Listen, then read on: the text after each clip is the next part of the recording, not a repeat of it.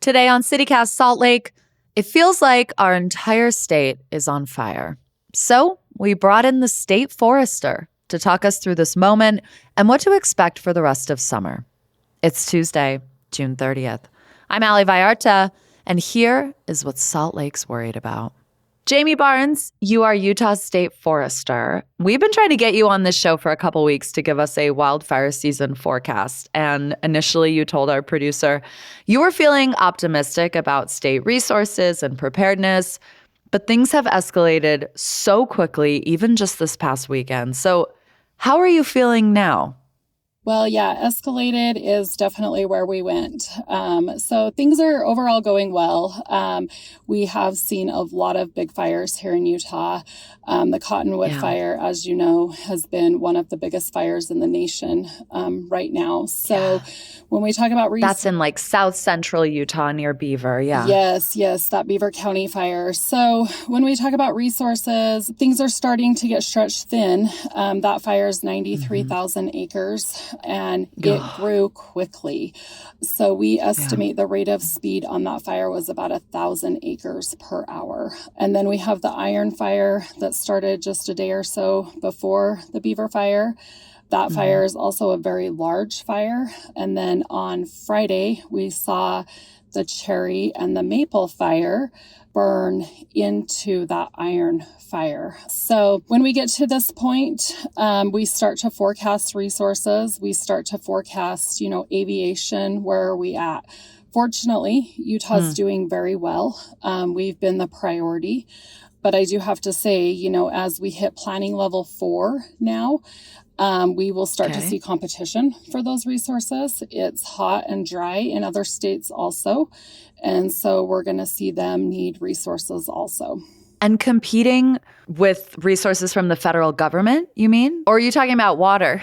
Yeah, so competing with resources nationwide, number one, and then resources within our geographical location. So these are all interagency efforts. So state, fed, local. And, when you're getting in the thousands of firefighters on multiple incidents, that number is a combined number.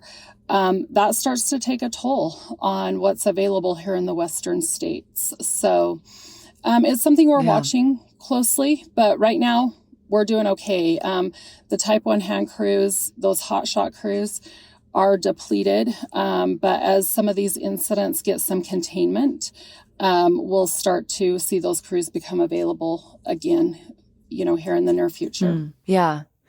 I mean, when is fire season reasonably supposed to start and end?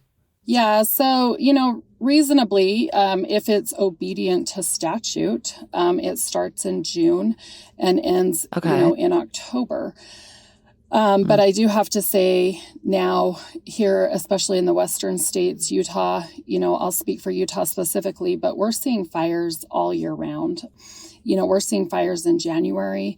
This year we're in historical drought. We didn't receive a lot of snow this year. And so just those fuel moisture levels are down, and we have to be available and ready and on our game when we're seeing fires all year round. It feels like right now, one of the biggest stories around this is fireworks. Governor Cox said this holiday weekend, America's 250th birthday, 4th of July, has, quote, life or death stakes. And that's why he gave you the power to temporarily ban fireworks statewide. What did it take to come to that decision? Because I am surprised by how many people are unhappy with it from where I sit. So what was the final straw?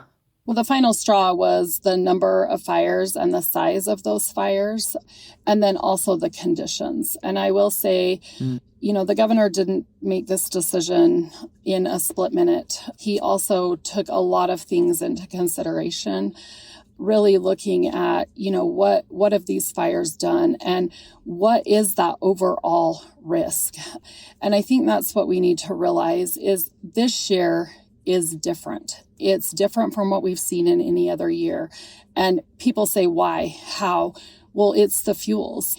Even in your communities, we're on water restrictions. It's dry. It's been hot.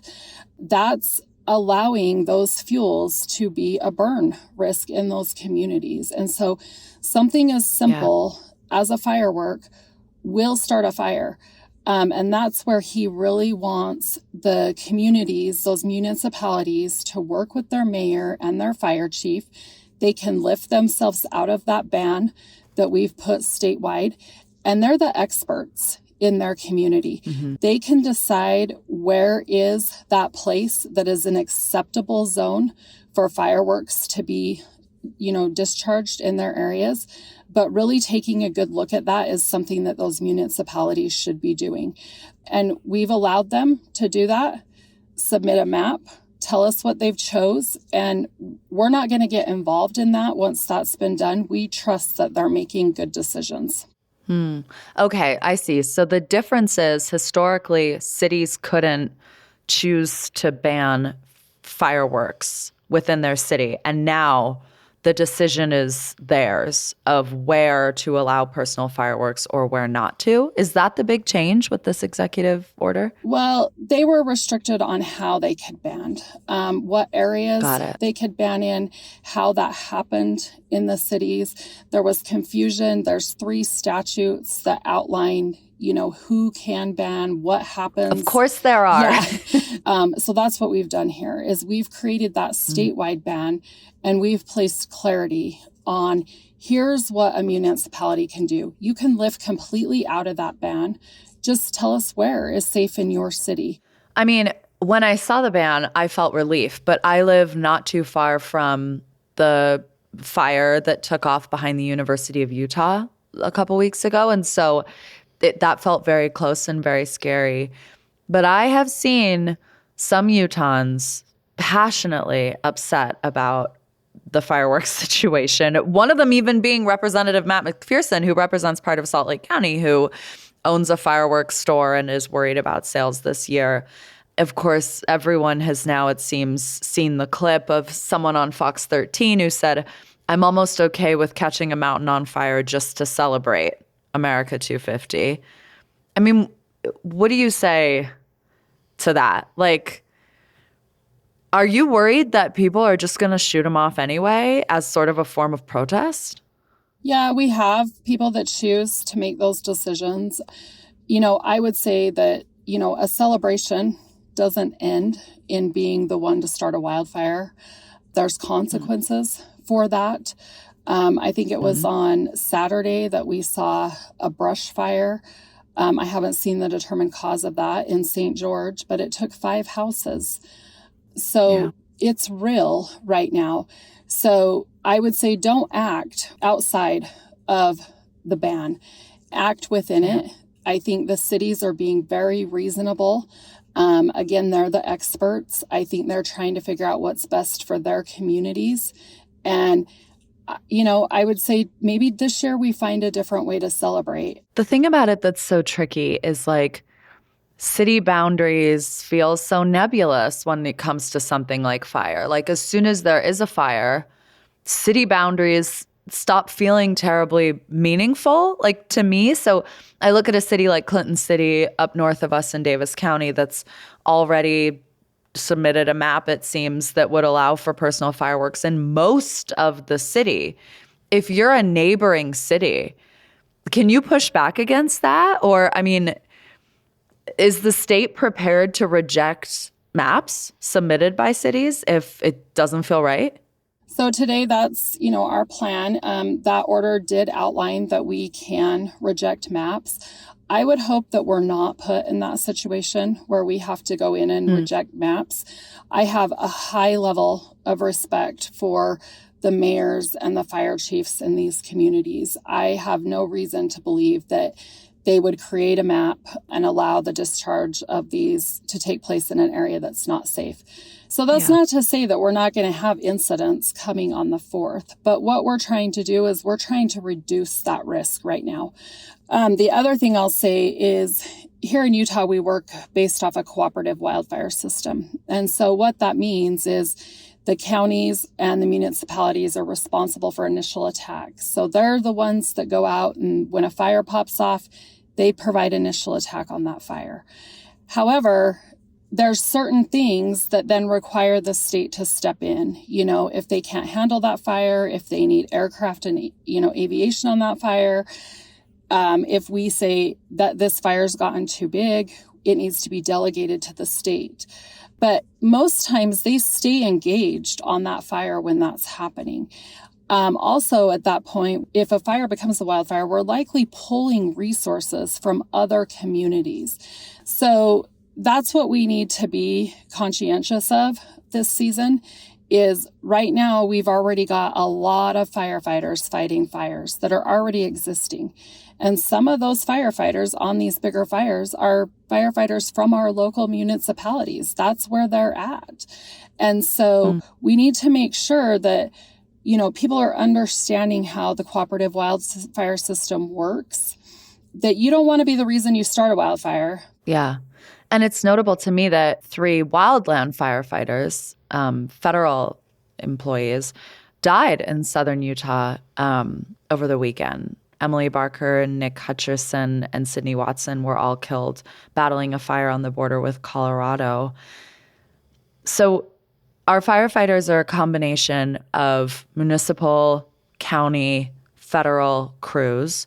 I hear you saying there are some strike teams that are already depleted. This has already been an exhausting start. I mean, where do we go from here? Is recruiting more firefighters a part of this? Do we have the manpower to fight this season? Yeah, we're definitely prepared. Utah has taken some proactive steps. I think it was 2 sessions ago that we entered into a compact, and that's the Great Basin Compact. And what that allows us to do is move from state to state resources for these fires. And so being a member of that compact, that's another way that we can get resources. I do believe that we have a task force coming in on the 5th that's from another state that we've put together. So we've been really proactive in doing that. We also have had such champions within our legislature to make sure that we're retaining and recruiting good talent. And one of the ways of that is increasing the wages of firefighters within the state, making them competitive with federal firefighters. And so right now, I'm feeling pretty comfortable with where we're at on resources. But what my fear is if we get another big incident, say we were to get another big cottonwood fire, that fire is pushing 100,000 acres, 93,000 and something right now. That's a big incident to staff, and we would figure it out. That incident is being managed by a team right now, but that's where we start to hit that competition load, and we start to see that competition for resources. You're staffing, 500 plus people on a fire like that, and that can become very complicated very quickly.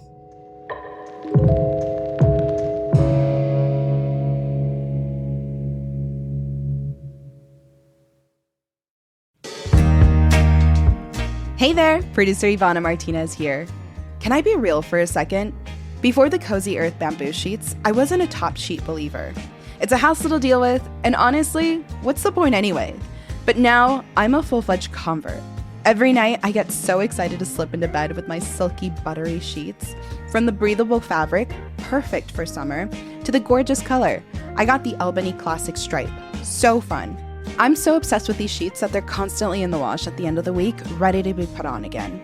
Summer should feel easy for everyone in the house. Cozy Earth's bamboo sheet set is designed to keep you cool, comfortable, and actually relaxed all summer long. Head to CozyEarth.com and use my code CozySaltLake for an exclusive 20% off. That's Cozy Salt Lake for an exclusive 20% off. And if you see a post-purchase survey, mention that you heard about Cozy Earth right here on CityCast. Hi, I'm David Plotz. I'm the CEO of CityCast, a podcast network that includes this show you're listening to, and also 12 other CityCasts in 12 other cities. And each one knows their city as well as your local team knows yours. So isn't it time we connected them? Don't you want to know how they're tackling their bike lane problems and housing challenges and sidewalk dog poop crises? That's why I'm hosting a new podcast called Your City Could Be Better. Because it could be. Every week, I'll chat with a different host in our CityCast network about what their cities are doing right and wrong, the weird things they're trying, and the surprising successes, so that we can all learn how to make our cities a little bit better. Listen to Your City Could Be Better on YouTube or wherever you get your podcasts. Jamie Barnes, Utah State Forester. We're talking about this wildfire season, which already feels, I think, out of control, especially if you're just somebody who's observing and feels helpless. I thought it was interesting that Governor Cox said in his press conference last week, today isn't about politics, it's about protecting lives. Why do you think the governor felt the need to clarify that this decision wasn't about politics? And why do you think that conversations about wildfire prevention keep becoming political?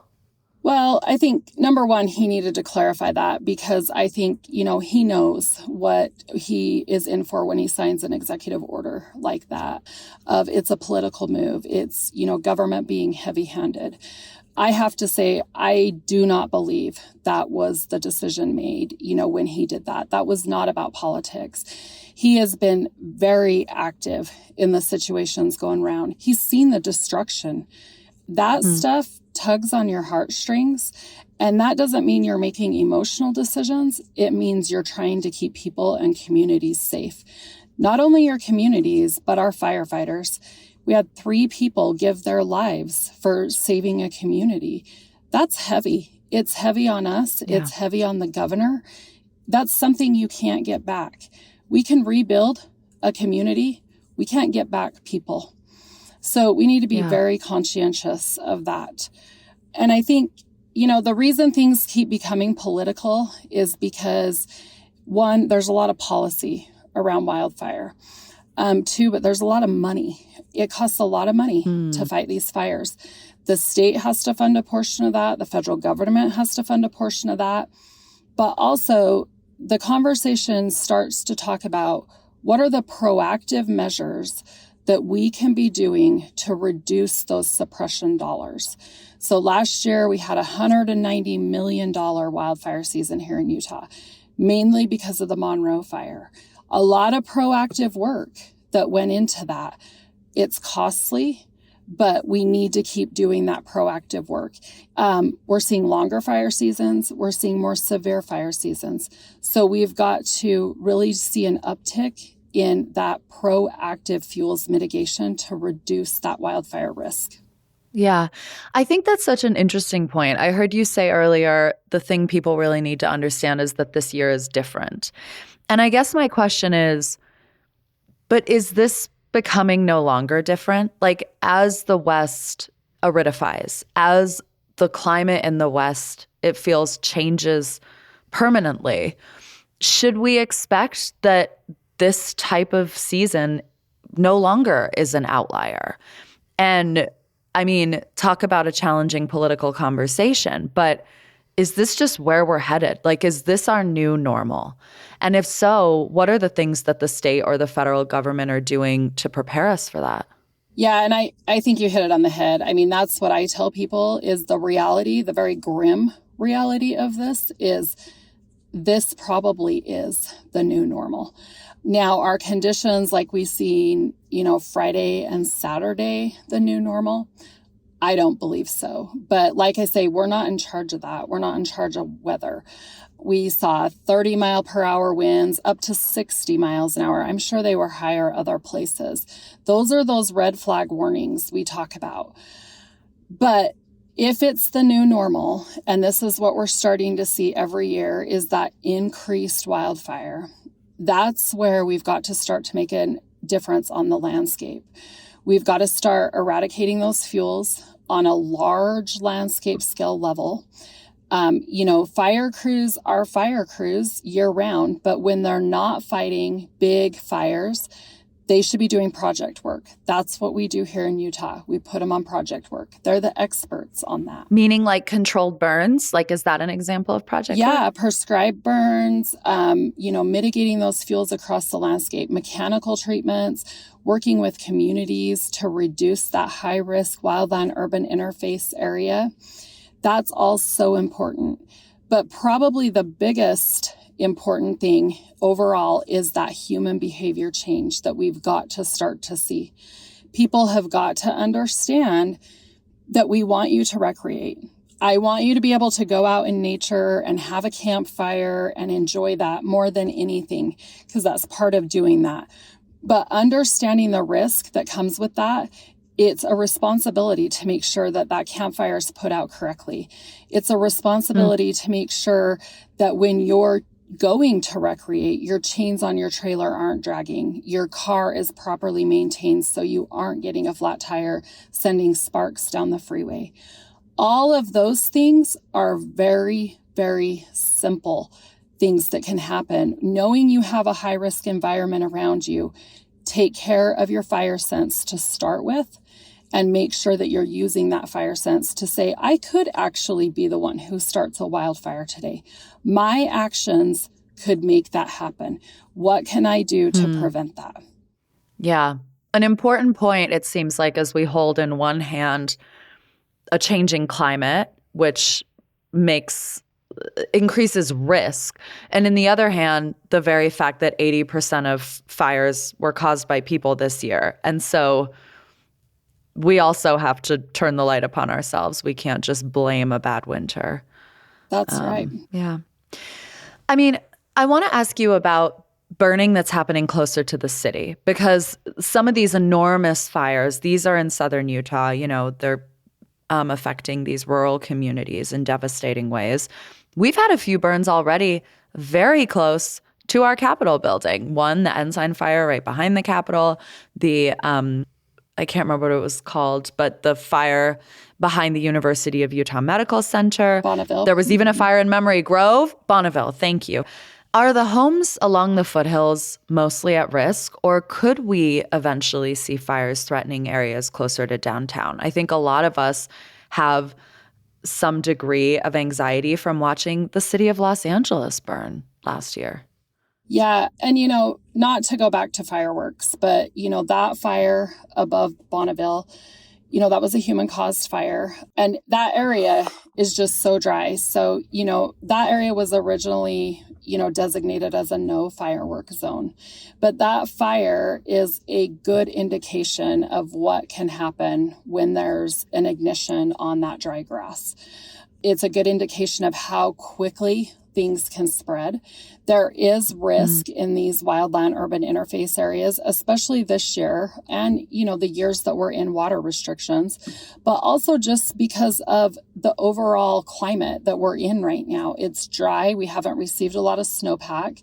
So, that risk increases as we have drier grass, as we have larger standing fuels in those areas. So unless we're going into those communities and we're reducing that crop that is there and that risk, that is remaining there as, a potential to burn. So that's what we need to remember. It was one of the big reasons that we put out the high risk WUI map of here's the potential in your community. You're in a high risk area. You need to be aware of that. You need to reduce fuels around your home. You need to make your community resilient to wildfire. That when you're making a community resilient to wildfire, that means that those structures should be able to withstand that wildfire by themselves without structure protection support. So that's a lot. That's a big obligation for that to happen. And I think it's safe to say that we don't have a lot of communities around here. On the Cottonwood, we lost a lot of structures. We're still working on a count for that. I expect those numbers to be released shortly, but the devastation is real. Yeah. Something that we've seen, if you look at an urban wildfire, like what happened near the University of Utah, the homes that are most threatened are sort of wealthier communities up in the foothills. And I know that something we've seen in other places is people hiring private firefighters, like private contractors to protect their homes.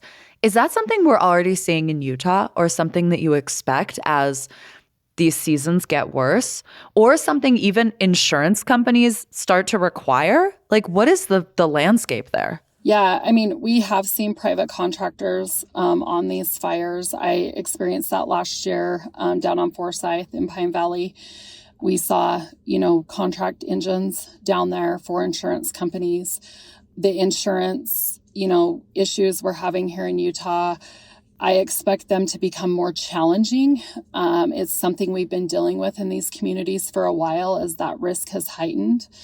It's complicated in the wildfire world when you have contractors coming in for insurance companies fighting those fires. We're still figuring out completely how to deal with that, but it's something that we're in now in Utah.